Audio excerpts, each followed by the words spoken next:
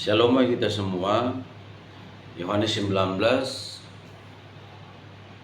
adalah tentang Yesus dihukum mati dengan cara disalibkan. Jadi Pontius Pilatus sebagai pejabat Romawi di daerah Yudea dengan kaisarnya, Kaisar Tiberius. Pilatus mengambil keputusan untuk menyalibkan Yesus.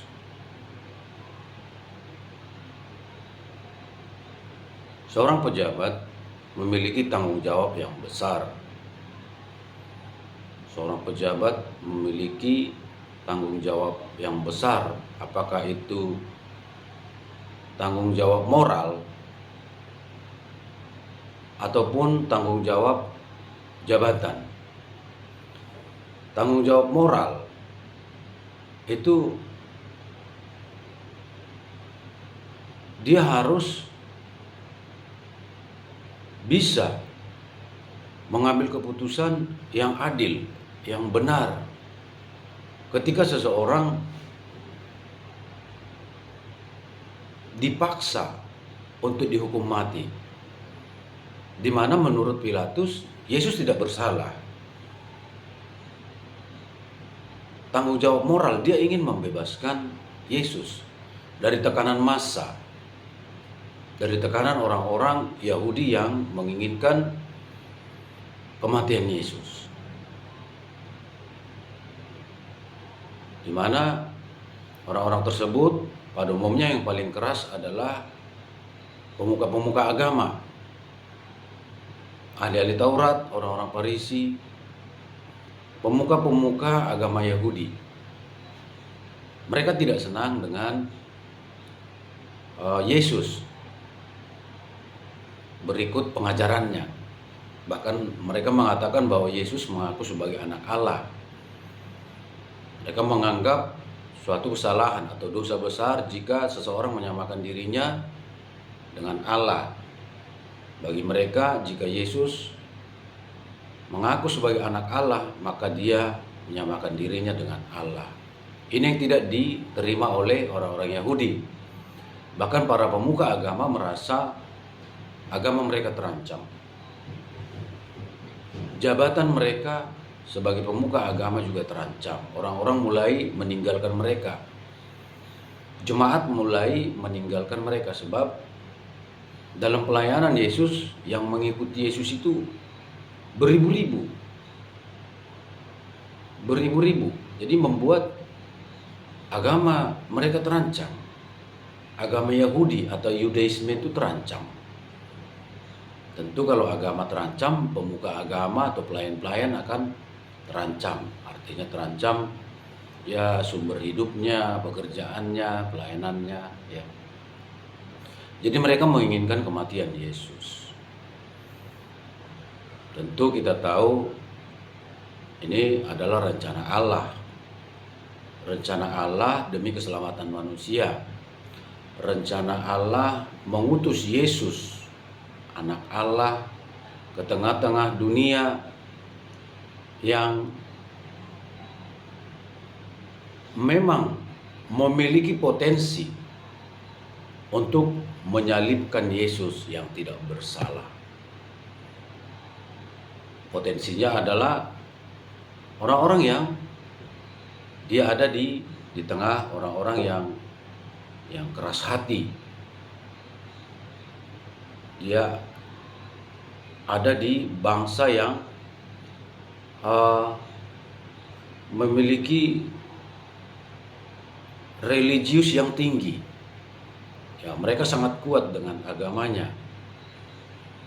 Yesus diutus di tengah-tengah situasi yang berpotensi menggenapi nubuatan-nubuatan di dalam perjanjian lama. Contohnya penyaliban, tangan dan kakiku ditusuk dengan paku. Jadi sistem hukuman itu ada di sana ketika itu. sistem penyalipan itu ada di tengah-tengah bangsa Yahudi yang dikuasai atau dijajah oleh Romawi. Dan nubuatan tentang Yesus diserahkan kepada orang-orang yang tidak mengenal Allah, yaitu orang-orang Romawi. Mereka tidak mengenal Tuhan. Tentara-tentara Romawi yang menyalibkannya. Jadi Yesus itu memang menurut waktu Tuhan yang terbaik memang turun di zaman itu. Dan pada akhirnya juga kehadiran Yesus itu dunia menyebutnya sebagai masa datangnya Tuhan, sebagai masa Isa Al-Masih, sebagai masa Yesus Kristus.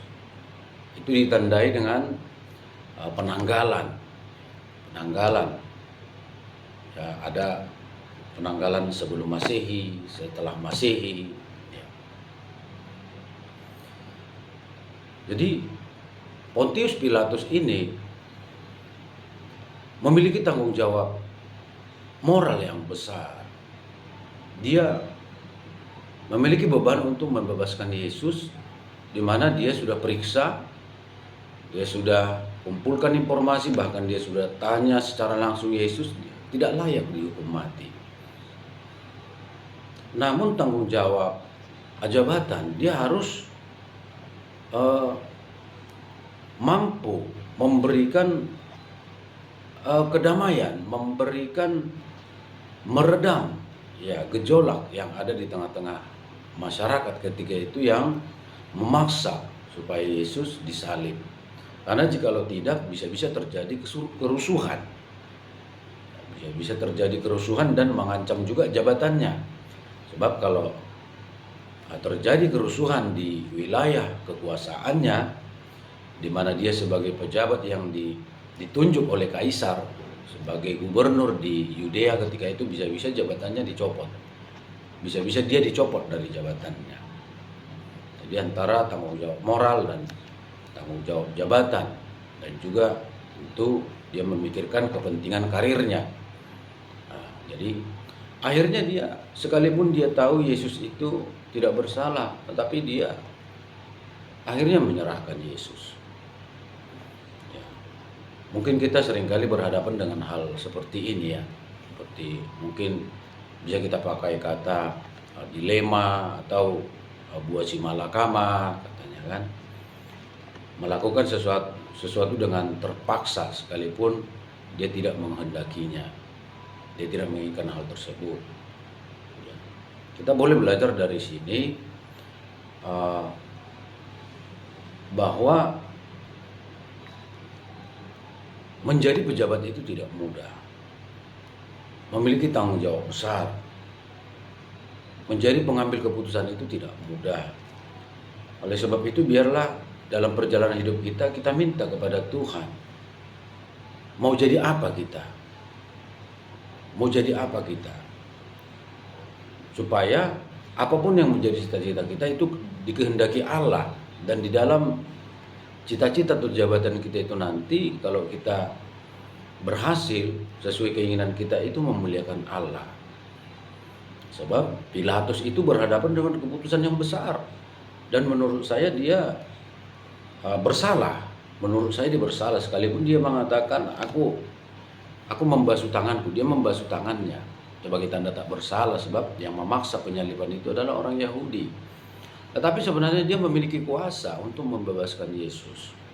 Dia memiliki kuasa di jabatan dia itu.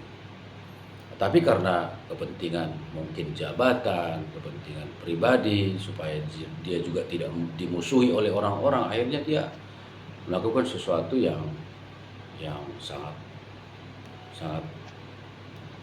sangat fatal menurut saya.